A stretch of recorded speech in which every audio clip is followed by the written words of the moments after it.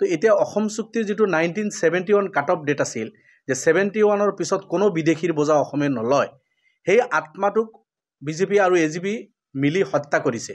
হত্যা কৰি তেখেতসকলে কা পাছ কৰিছে, চিটিজেনশ্বিপ এমেণ্ডমেণ্ট এক্ট পাছ কৰি 71-ৰ পিছত 2014লৈকে যিমান বিদেশী আহিছে বা আহিব, সেইসকলক বিজেপি আৰু এজিপিয়ে ৰঙা দলিচা পাৰি দিছে আৰু অসম চুক্তিক নৎসাত কৰি অসম চুক্তিৰ আত্মাক হত্যা কৰি বিজেপি আৰু এজিপিয়ে তেখেতসকলে কা পাছ কৰিছে। এতিয়া আকৌ তেখেতসকলে অসম চুক্তিৰ বিজেপি চৰকাৰ অসম চুক্তিৰ ক্ল'জ 6-ৰ ইমপ্লিমেণ্টেশ্যনৰ কাৰণে তেখেতসকলে এটা এক্সপাৰ্ট কমিটি বনাই দিছিল। আপোনালোকে জানে বিপ্লৱ শৰ্মা ডাঙৰীয়াৰ নেতৃত্বত এটা কমিটি হৈছিল যে অসম চুক্তিৰ ক্ল'জ 6-ৰ ইমপ্লিমেণ্টেশ্যন কেনেকৈ কৰিব লাগিব পৰামৰ্শ বুলি তেখেতে আগবঢ়াইছে। আৰু সেই পৰামৰ্শ দিল্লীৰ হোম মিনিষ্ট্ৰীয়ে ল'ব লাগিছিল, তেখেতসকলে গঠন কৰি দিছিল।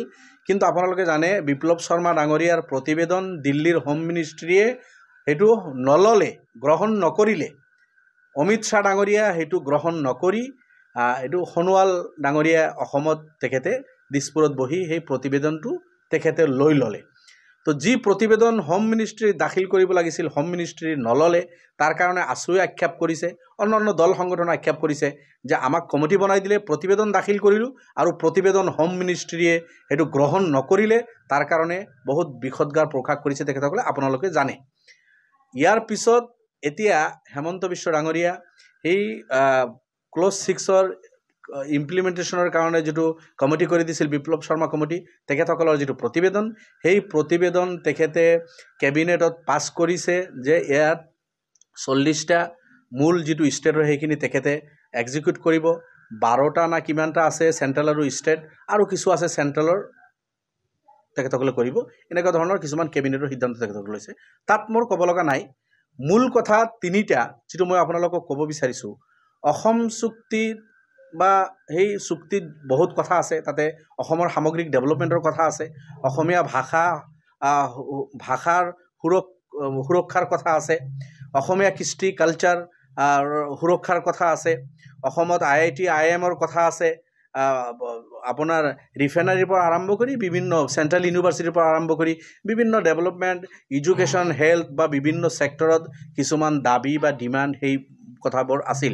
কিছু হৈছে, কিছু হোৱা নাই, সেইবিলাক হ'ব লাগে।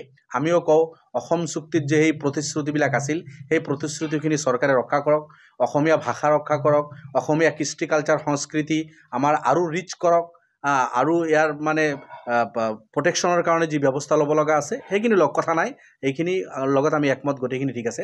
কিন্তু হেমন্ত বিশ্ব ডাঙৰীয়াই নিজেই কৈছে, অতুল বৰা ডাঙৰীয়াই নিজেই কৈছে যে বিপ্লৱ শৰ্মা ডাঙৰীয়াৰ প্ৰতিবেদনত কিছুমান পৰামৰ্শ আছে যিবিলাক ভাৰতৰ সংবিধানৰ পৰিপন্থী। অৰ্থাৎ এইটো দ্বিতীয় কথা মই যিটো কৈ আছোঁ, বিপ্লৱ শৰ্মা ডাঙৰীয়াৰ প্ৰতিবেদনত কিছুমান পৰামৰ্শ আছে যি পৰামৰ্শ বুলি ভাৰতৰ সংবিধানৰ পৰিপন্থী, সংবিধান সংশোধন নকৰিলে, সংবিধান চেঞ্জ নকৰিলে সেই প্ৰতিবেদনৰ সেই পৰামৰ্শ বুলি এক্সিকিউট কৰা কোনোপধ্যেই সম্ভৱ নহয়। কাৰণেই হেমন্ত বিশ্ব শৰ্মা আৰু অতুল বৰাই ইমান দিন কৈ আছিল যে দিল্লী এইকাৰণে গ্ৰহণ কৰা নাই যিহেতু তাতে সংবিধান বিৰোধী কিছু কথাও আছে, কিছু পৰামৰ্শও আছে। তো আমাৰ প্ৰশ্ন হ'ল যে সংবিধানৰ বিৰুদ্ধে যদি কিছুমান পৰামৰ্শ আছে, সেই পৰামৰ্শ বুলি হেমন্ত বিশ্ব ডাঙৰীয়া কেনেকৈ সেইটো এক্সিকিউট কৰাৰ কাৰণে তেখেতে আগ্ৰহী হয়? হেমন্ত বিশ্ব ডাঙৰীয়া আপুনিতো সংবিধানৰ শপত খাই বহিছিল, গতিকে অসম চুক্তিৰ প্ৰতি আমাৰো সন্মান আছে।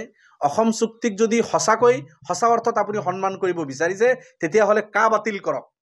অতুল বৰা ডাঙৰীয়া আৰু হেমন্ত বিশ্ব ডাঙৰীয়াক আমি এটা আহ্বান জনাইছোঁ, সঁচাকৈ যদি অসম চুক্তিৰ প্ৰতি ন্যূনতম সন্মান প্ৰদৰ্শন কৰিব বিচাৰিছে আন্তৰিকতাৰে, তেতিয়াহ'লে কা বাতিল কৰক। 71-ৰ পিছত 2014লৈকে যিমান বিদেশী বাংলাদেশী আহিছে, ৰেড কাৰ্পেট বিছাই দিছে, সেইসকলৰ আনিব নালাগে, সেইসকলৰ নাম চিটিজেনশ্বিপৰ জৰিয়তে আমাৰ চিটিজেনশ্বিপ দিব নালাগে। দিল্লীত আপোনালোকে লিখক যদি আপোনালোকৰ সাহস আছে, যে আপুনি ইমান কনফিউজড কিয়? আপুনি অসম চুক্তিক আখৰে আখৰে পালন কৰাৰ কথা কয়, এফালে অসম চুক্তিক নৎসাত কৰি বিদেশীৰ বোজা লৈ আছে, আনফালে অসমীয়াৰ কথা অসম চুক্তিত আছে, সেই অসমীয়াৰ সংজ্ঞা আপুনি দিব নোৱাৰে। বৰাক ব্ৰহ্মপুত্ৰ পাহাৰ ভৈয়াম হিন্দু মুছলমান লৈ বা কোনোবা গুজৰাটী মাৰোৱাৰী লৈ আপুনি ঠাই ভেদে জাতি ভেদে আপুনি বেলেগ বেলেগকৈ ডিফাইন কৰি আছে। গতিকে মই ভাবোঁ এইটো আপুনি স্পষ্ট কৰিব লাগে। দ্বিতীয় কথা হ'ল আমি হেমন্ত বিশ্ব ডাঙৰীয়াক এইটো কৈছোঁ, আছুৰ লগত আমাৰ কোনো কাজিয়া নাই, অন্য দল সংগঠনৰ লগত আমাৰ কোনো কাজিয়া নাই। অসম চুক্তিক আমিও সন্মান কৰোঁ। তাত বহুত ডেভেলপমেণ্টৰ কথা আছে, অসমীয়া ভাষাৰ সুৰক্ষাৰ কথা আছে, অসমীয়া জাতিৰ কৃষ্টি কালচাৰ সংস্কৃতি সুৰক্ষাৰ কথা আছে, অসমৰ ডেভেলপমেণ্টৰ কথা আছে। এই গোটেইখিনিৰ লগত আমি একমত, ঠিকেই আছে। কিন্তু সংবিধান বিৰুদ্ধে গৈ বিপ্লৱ শৰ্মা ডাঙৰীয়াৰ পৰামৰ্শত যিখিনি পৰামৰ্শ দিছে, সেইখিনি পৰামৰ্শ হেমন্ত বিশ্ব ডাঙৰীয়াই এক্সিকিউট কৰিলে ভাৰতীয় নাগৰিকক টাৰ্গেট কৰা হ'ব। গতিকে হেমন্ত বিশ্ব ডাঙৰীয়াৰ প্ৰতি আমাৰ আহ্বান থাকিল যে সংবিধানৰ বিৰুদ্ধে গৈ আপুনি কিছু জাতি জনগোষ্ঠীক টাৰ্গেট কৰি, অকল মুছলমান নহয়, বঙালী হিন্দুসকলকো টাৰ্গেট কৰি আছে। বঙালী হিন্দু বা অসমৰ যিসকল মুছলমান মানুহ, যিসকলক হেমন্ত বিশ্বই মিয়াকৈ ভাল পায়, সেইসকলক টাৰ্গেট কৰি আপুনি অসমখন ভাগ ভাগ কৰাৰ চেষ্টা নকৰিব।